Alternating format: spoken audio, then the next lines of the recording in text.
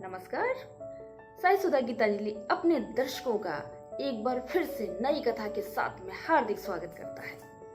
पिछले एपिसोड में हमने बुद्ध और इला की कथा श्रवण की थी, जिसमें कि हमने उनके पुत्र पुरुरवा का भी जिक्र किया था। और इस एपिसोड में हम पुरुरवा की पत्नी व पुरुरवा की प्रेयसी, जो कि स्वर्ग की बहुत ही रूपवती अप्सरा थी, जिसका नाम था उर्वशी, उसके जन्म की कथा श्रवण करेंगे। जो कथा हम श्रवण करने जा रहे हैं वह हमें पद्म पुराण में, स्कंद पुराण में, केदार खंड में मिलती है।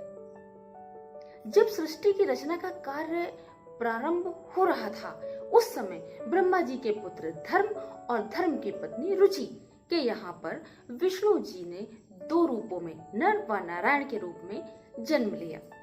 नर और नारायण बचपन से ही तपस्या के लिए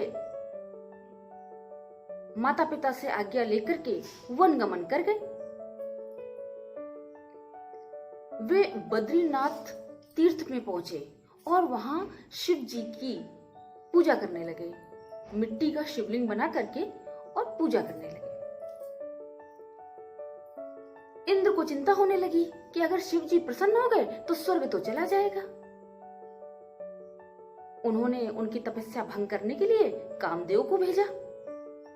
कामदेव ने बहुत प्रयास कर लिए लेकिन सफल नहीं हुए। इंद्र ने अपना दूसरा जाल फेंका। उन्होंने मेनका और रंभा को भी पीछे से भेजा। मेनका और रंभा भी लगी रही, तरह तरह से प्रयास करती, लेकिन तपस्या भंग होने का नाम नहीं ले रही थी।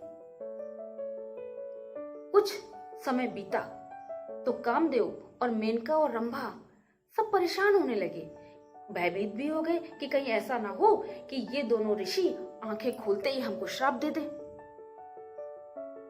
तब नारायण ने ये जान करके उन तीनों के हृदय में एक दृश्य दिखलाया, जिसमें कि उन तीनों ने देखा कि 16,000 युवतियां, जो कि बहुत सुंदर थी, वे नारायण की और नर की सेवा में लगी हुई हैं। अब कामदेव, मेनका, रंभा परेशान होकर देवराज के पास आई और बोले कि हमसे नहीं हो पाएगा। देवराज इंद्र दूसरे को चक्र में लग गए। इधर नारायण सब जान ही रहे थे। नारायण ने देवराज इंद्र को बुलावा भेजा। देवराज इंद्र पहुंचे तो नारायण कहने लगे कि जिन अप्सराओं पर आप इतना गर्व करते हो, इतना घमंड करते हो, उससे ज्यादा रूपवती अप्सरा तो मैं अपनी जंघा से प्रकट कर सकता हूं। इंद्र कहां मानने वाले थे, उनको विश्वास ही नहीं हुआ।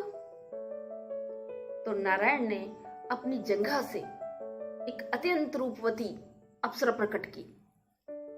क्योंकि उन्होंने जंघा से प्रकट की थी और जंघा को उरु भी कहते हैं, तो इस कारण से उस अप्सरा का नाम उर्वशी पड़ा। वह सभी अप्सराओं में श्रेष्ठ भी थी, इस कारण भी उसे, और उर का अर्थ श्रेष्ठ के रूप में भी लिया जाता है, इस कारण भी उसे उर्वशी कहना उचित ही होगा। उस अप्सरा को प्रकट करके नारायण ने देवराज को भेंट में दे दी। देवराज को वो बहुत पसंद आई और देवराज उसे लेकर के स्वर्ग आ गए। बद्रीनाथ तीर्थ में नर और नारायण के तपस्या करने वाले स्थान पर दो पर्वत अभी भी हैं। नर और नारायण की तपस्या से शिवजी प्रसन्न हुए थे और शिवजी ने उनसे कहा था वरदान मांगो। तब उन्होंने कहा था कि जिस ज्योतिर्लिंग की, जिस लिंग की हम उपासना कर रहे हैं, इसमें आप स्थान लीजिए।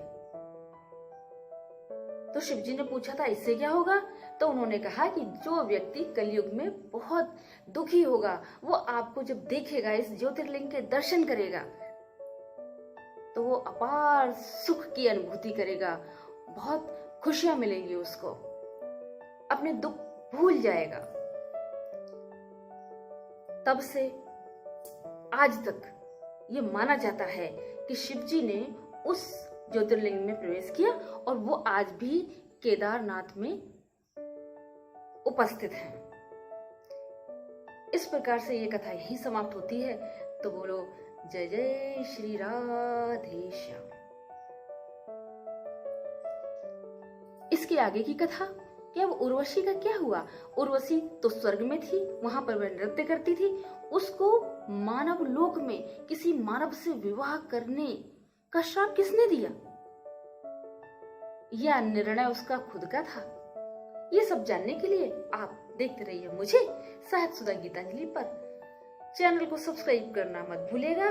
तब तक के लिए हंसते रहिए, मुस्कुराते रहिए मेरे साथ। धन्यवाद, नमस्कार।